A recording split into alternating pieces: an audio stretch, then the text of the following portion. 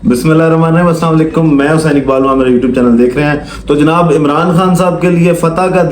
का दिन मैं इसलिए कह रहा हूँ कि कल एक अहम समाअत है इस्लामाबाद हाई कोर्ट में, और उस समाअत से पहले जो एक रिपोर्ट आई है इंक्वायरी, वो बड़ी दिलचस्प है, और जो उसमें हकायक सामने आए हैं उसके बाद तो बात खत्म ही हो गई है कि जनाब जो बातें सारी फॉर्म 45 और 46 की होती थी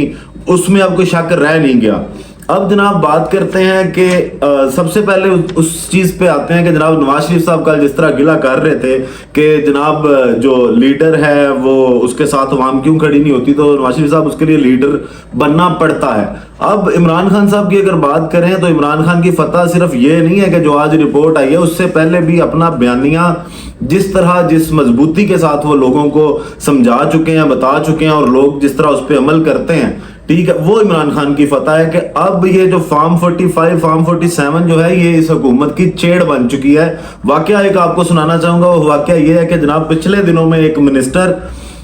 जो है वो एक कमिश्नर के ऑफिस में जाते हैं और वहां पे उनकी कोई तू तकरार होती है, और अपने जब वो हुकूमती जो है असर और रसूख का वहां पे बात करते हैं MNA साहब या वो जो मिनिस्टर हैं, तो आगे से कमिश्नर साहब उनको कहते हैं कि जनाब हमें पता है आपका दायरा इख्तियार या आपके पास क्या ताकत है, आप फॉर्म 47 वाले हैं और हम फॉर्म 47 की हकीकत को भी जानते हैं कि कितनी जो है वो आप अवाम के नुमाइंदे हैं और आपके पास कितनी पावर है। तो हमने जो है वो बहुत कुछ देखा है फॉर्म 47 का, तो आप हमें ये तड़ियां ना लगाएंगे, आप जनाब की हुकूमती नुमाइंदे हैं और आपके बड़ा असर और रसूख है। तो उसके अलावा अब ये भी इमरान खान की ही फतह है कि जनाब एक बच्चे को भी फॉर्म 45 और फॉर्म 47 का पता चल गया कि फॉर्म 45 किसको कहते हैं, फॉर्म 47 किसको कहते हैं। इससे पहले क्रेडिट इमरान खान साहब को यह भी दिया जाता था कि जनाब वो लोग, वो यूथ जो पहले शायद पाकिस्तानी सियासत में इतना इंटरेस्ट नहीं रखती थी, अब जब से इमरान खान साहब सियासत में आए हैं तो हर इंसान को, हर बच्चे बड़े को इस बात का पता है कि जनाब पाकिस्तान की सियासत में हो क्या रहा है। तो ये शऊर भी जो है वो इमरान खान साहब ने दिया है, फतह ये भी इमरान खान की है। और जहां पे दूसरी जानिब वो जो लंदन भागने वाले या जद्दा भागने वाले फिर ताने देते हैं इस तरह के कि जनाब आपके लिए कौम निकलती है, हमारे लिए नहीं निकलती। तो आपको पहले भी कहा था कि मियाँ साहब लीडर और डीलर में फर्क होता है। इमरान खान आज भी अपनी बात पे कायम है और उसके दुश्मन भी इस बात को मानते हैं कि जनाब वो अपनी बात पे डटा रहने वाला शख्स है, चाहे उस पे उसको कुछ नुकसान मिले या फायदा मिले। तो अब बात करते हैं जनाब कल जो एक अहम समाअत है उस समाअत की बात करते हैं। कल जनाब इस जो जस्टिस हैं तारिक महमूद जहांगीरी साहब, वो as a tribunal, election tribunal उस पर समाअत करेंगे, और इलेक्शन कमीशन को जो है वो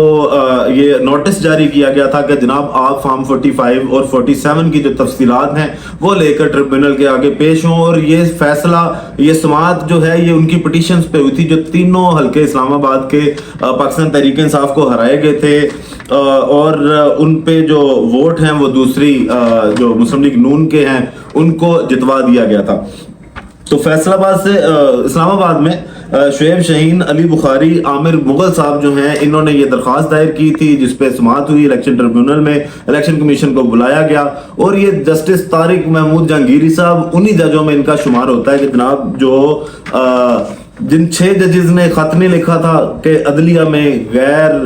जो अदलिया है या बैरूनी मुदाखलत है या सासदारों की जो मुदाखलत है उसका हाथ है और उसको कम किया जाना चाहिए। तो अब देखना यह है कि वो इसको किस तरह लेकर चलते हैं। इलेक्शन कमीशन से उन्होंने पूरी रिपोर्ट जो है वो उसकी तलब की। अब आज की जो बड़ी खबर है वो ये है कि जनाब जो इदारा है पतन, जिस तरह फाफन इदारा है, पतन भी इसी तरह का इदारा जो पाकिस्तान में इलेक्शन के हवाले से जो तमाम तर मामलात हैं उन पर डिस्कशन करते हैं और उन पे रिपोर्ट्स अपनी जारी करते हैं। तो पतन ने अब जो रिपोर्ट जारी की है उसके मुताबिक जो डॉन न्यूज ने छापी है अपने अखबार में इस इदारे की रिपोर्ट, जिस रिपोर्ट के मुताबिक जनाब उसमें ये कहा गया है कि जो इस्लामाबाद के 3 हलके हैं उसमें जिन्होंने कम वोट लिए, मतलब मुस्लिम लीग नून के जो लोग हैं उनको पहला नंबर दे दिया गया, और जिन्होंने ज्यादा वोट लिए वो तहरीक इंसाफ के आजाद उम्मीदवार थे उनको जो है वो दूसरा नंबर दिया गया। मतलब उनको उनकी हार डिक्लेयर कर दी गई और जो ज्यादा वोट नहीं ले सके उनको जिता दिया गया। और ये सिर्फ इस्लामाबाद के 3 हलकों का मसला नहीं है, ये पूरे पाकिस्तान में इसी तरह जो है उस दिन वो एक नंगी धांधली, खुली धांधली की गई, और जो वो मजाक इस हुकूमत का बना फॉर्म 47 تو اب یہ انکوائری رپورٹ آئی ہے کل، اسی کی سماعت بھی ہے جو ہائی کورٹ ہے اس میں، اور جو طارق محمود جہانگیری صاحب ہیں وہ اس میں الیکشن کمیشن سے انہوں نے فارم 45 اور 47 منگوائے ہیں، اس میں یہ رپورٹ جو ہے وہ بھی پیش کی جائے گی، جو یہ آڈٹ رپورٹ آئی ہے پتن کی۔ تو اس کے بعد آگے اب کوئی شک واقعی نہیں رہ گیا کہ جناب کوئی چیز، کوئی اس میں مبالغہ رہی کوئی ہو کہ جناب فارم 47 جس طرح تیار کیے گئے ہیں کہ تھوڑا سا بندہ عقل کے ساتھ کام کر لیتا ہے۔ آپ نے جس طرح وہ فارم 47 تیار کیا، آپ کم از کم ووٹ ہی پورے کر لیتے۔ اتنی کٹنگ تو پہلے بھی ہم نے یہی کہا تھا کہ جو نرسری یا پریپ کلاس کا بچہ ہوتا ہے نا، اس کے ہوم ورک میں بھی نہیں ہوتی جتنی آپ کے منشی صاحب نے اپنے فارم 47 چھاپنے میں کی ہے۔ اس کی ایک اور ایگزامپل، آج جو ملتان کا الیکشن تھا جس میں جو تیمور صاحب تھے سنی دھاد کے، اور جو علی قاسم گیلانی، یوسف رضا گیلانی صاحب کے بیٹے ہیں، وہ آپس میں مد مقابل تھے، تو اس میں بھی جب پہلے نتیجے آ رہے تھے تو یہی سارے معاملات تھے کہ جناب جو تیمور ہیں وہ تیمور ملک صاحب وہ جو ہیں وہ لیڈ کر رہے ہیں، اور جو علی قاسم گیلانی صاحب ہیں وہ پیچھے ہیں۔ لیکن بعد میں یہ جب میڈیا پہ ریزلٹس آنے شروع ہوئے تو زین قریشی صاحب نے بھی یہ بات کی کہ ہمیں بڑی حیرانگی ہے اس چیز پہ کہ جناب میڈیا تو کچھ اور چلا رہے ہیں اور ہمارے پاس جو ریزلٹس ہیں وہ کچھ اور ہیں۔ تو اب جو ہے وہاں پہ بھی پورا وہی الیکشن کو دوبارہ سے دہرایا گیا، جو الیکشن میں جس طرح نتائج آئے بالکل ویسے ہی نتائج جو ہیں وہ یہاں دیکھنے کو ملے ملتان کے اس حلقے میں۔ تو اب اس کے بعد سوال پھر یہ پیدا ہوتا ہے کہ آپ کو سمجھ کیوں نہیں آ رہی، حکومت کب سمجھے گی کہ جناب فارم 47 کی بنیادوں پر یہ زیادہ دیر ٹک نہیں سکتے۔ جو